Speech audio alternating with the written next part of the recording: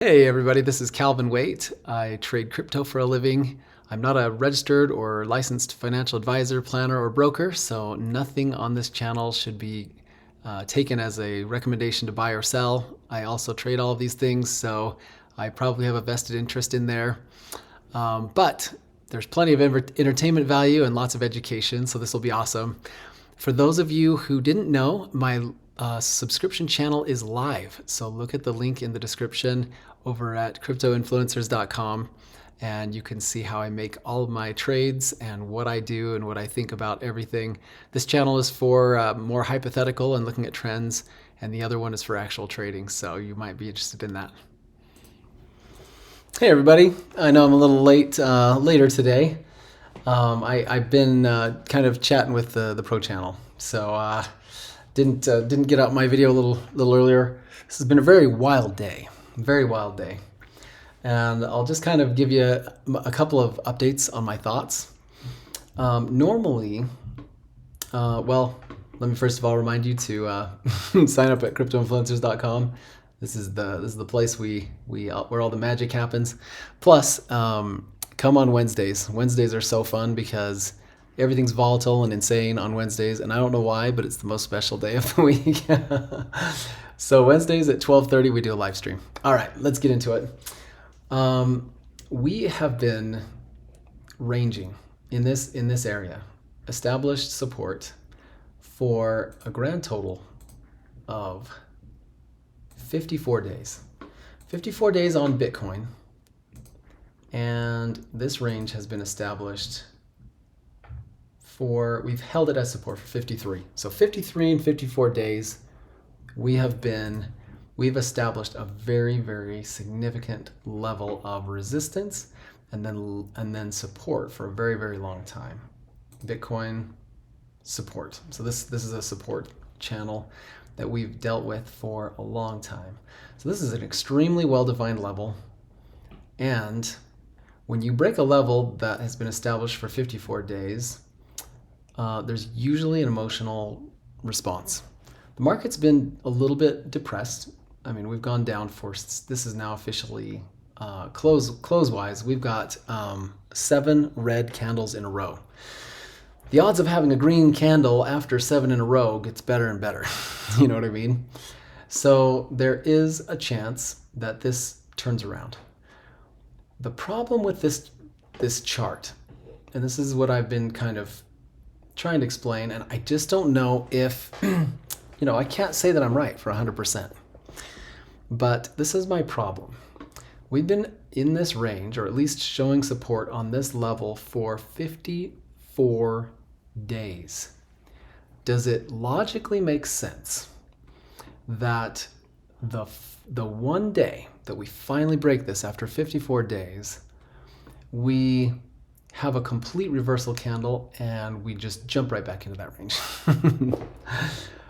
It's hard to believe. It's hard to trust. I am skeptical that this is a reversal candle. If we didn't open and close so close to a range that is so well defined, I would say, like, for example, let's say this happened down here. If I saw this candle show up down here, I'd be like, strap your boots on tight because we're going long. But this type of candle happened at the wrong place. Emotionally, this move to a breakdown zone, and then we had a breakdown, is not the time to be reversing. The emotions are all completely mixed up. This isn't a believable move to me. And I could be wrong. You know what I mean? Like this, these are the things that you have to deal with as a trader. Where's your risk? Where's your tolerance? What is the greater than 50% outcome here? These are the challenges you have to deal with. But I just don't think. I mean, this candle feels like we are so scared that we're going to lose our well-established support that even though we drop down here, we're going to buy it right back up so that we can put our lips above water and just pretend like we didn't lose this level.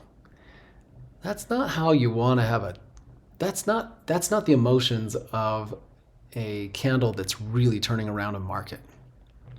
If the market is down, you have to let things bleed. Like here's our exact same scenario. So here's a level that we established pretty good. We watched this level for a while. It's not even as well established as this, but it was a level to look at. When we finally left it, we had pure fear. Like this is the expectation. We lose a level that's super important, and it's like, oh crap, we're going down, and everyone's scared. Everyone sells. Then you have, even this wasn't even that great of a reversal candle. It's still a hammer, and it did the job. So this is a reversal candle, and then we went off. This was unusual, so I'm just ignoring this. What I'm talking about is the emotions of breaking down. We have an even more established support, and we also have a gap between these supports, and especially this support, and our prior resistance here. Like there's this giant gap. There's a hole in this chart. And almost everything in this chart says we need to get down into this range so that we can close the gap. And if we break a level this important, there should be a lot of fear in this market. What we didn't get was fear. Now, is it because we are finding support on the 200-week moving average? Because we dropped down to the 200-week moving average, lasted there for like 15 minutes, and then completely reversed course. So it's almost like what I was kind of explaining to the pros is that this felt like a hot stove type of move. I think maybe there's a lot of emotion and psychology around the 200-week moving average, so that the second we got above it, or the second we touched it, the ones that were really watching this level, they bought in and pushed prices back up. And then the people that were like, oh crap, I should have bought at the 200, they all FOMO'd in and brought the price back up. And it feels like this wasn't a fear move. This was a well projected, planned, missed opportunity for longs. And it didn't deliver the kind of emotion that you need to turn a huge level like this on its head. So anyway, I'm still a little bearish. I want to be bullish. I would love for this to be a reversal, and it's possible that I'm wrong. Maybe tomorrow we go up, but I just feel like that if we cut a tiny, look how small our candle body is. See how small this candle body is? It's like we split this level in half around this candle body, and so it's so close to the line that chart technicians would likely move this down to here. Like all we did was expand our level. And so this move didn't even really, this didn't really pull us out of our range at all. Not at all. And so if we're still in our range, and we move up, there's a very high probability that we have another bull trap. We're going to trap people on the 20 or the 50 that will bull trap up here, and then we'll really lose it, and then we'll have the fear. There's no fear in this chart.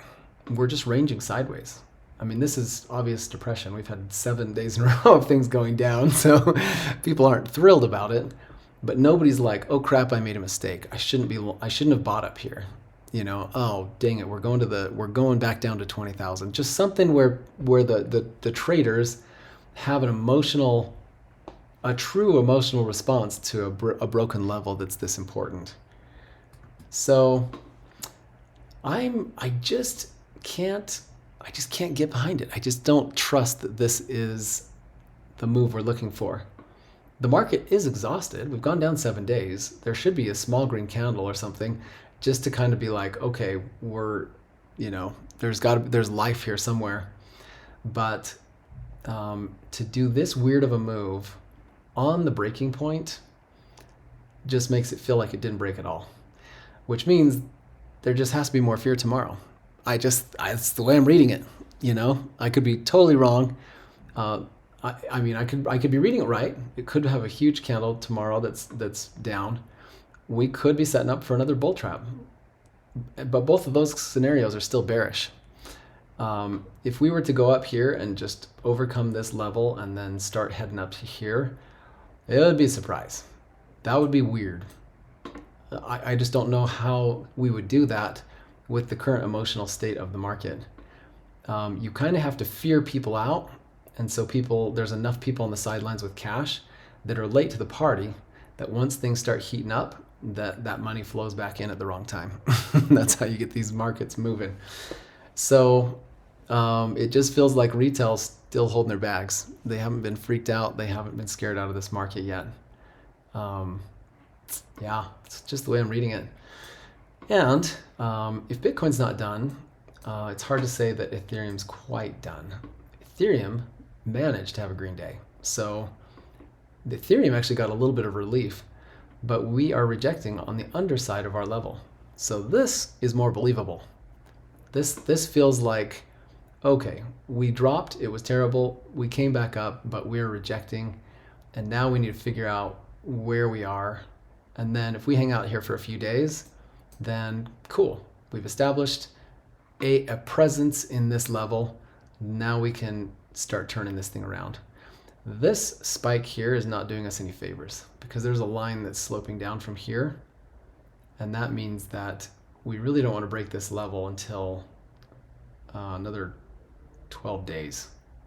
We kind of need to range down in here for about 12 days, and then we can start changing the direction of this. So yeah, I just don't think we've seen the last of it. So I mean, Ethereum is unbelievable. The fundamentals are crazy good. This chart is a little bit more believable. And one other thing that's super important on the weekly, our low today was 1740, and our most recent swing high was 1742. We did flip from resistance to support. This looks phenomenal. Ethereum has exactly what it needs. I would be very, very ready to go long on Ethereum. But I think I can get a better entry point because I don't think Bitcoin's done. So that's kind of my conundrum. That's where I'm at. Bitcoin needs to finish its move. The low here, yes, the 200 is important, and we definitely bounced off of it so far. We still have two days on this candle, but we did not flip from resistance to support. And if we don't, I still think that potentially next week we'll have our low, and then we can turn around. So I just don't think we've fully completed the formation that we need to really get this bus going, you know. But it's all probabilities. This is the way I'm reading it. It's the way I'm interpreting this chart. It's what I'm believing to be the greater than 50% scenario. But if the 49% chance is that I'm wrong and this is all we needed and the market's just gonna fly, then that's just too bad. So take everything I say with a grain of salt. But you know, this is where my head is at when I'm looking at the construction of this current formation. This candle is a doozy. It would normally be pretty much a reversal candle, but it's reversing at the wrong spot. So there's more to come. We'll have to keep watching and see what happens. If we get a couple of days of upside, I kind of feel like they'll be short-lived. If we get that and we pull back and then we start finding support again on the 200, then I'm just gonna be bullish because we've done enough emotionally to establish this level.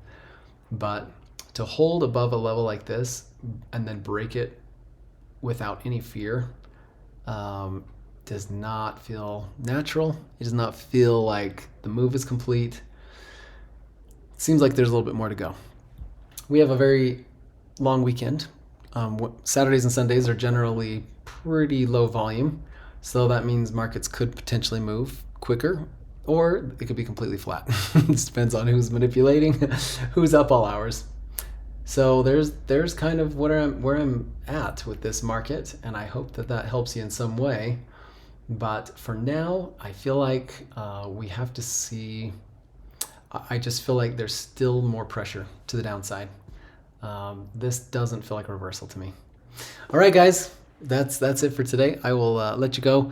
Tomorrow is going to be a busy day, so I probably won't get a video out. And Sunday is Mother's Day, and I don't trade anyway on Sunday, so we will catch you guys Monday. And but thanks for being here, and I appreciate you supporting me. All right, we'll see you guys. Thanks for making it to the end of my video. Make sure you keep those trades small. Don't force a trade. Don't get impatient. And if you want to see how all this works, please come over and check me out on the subscription channel at cryptoinfluencers.com. Again, the link is in the description.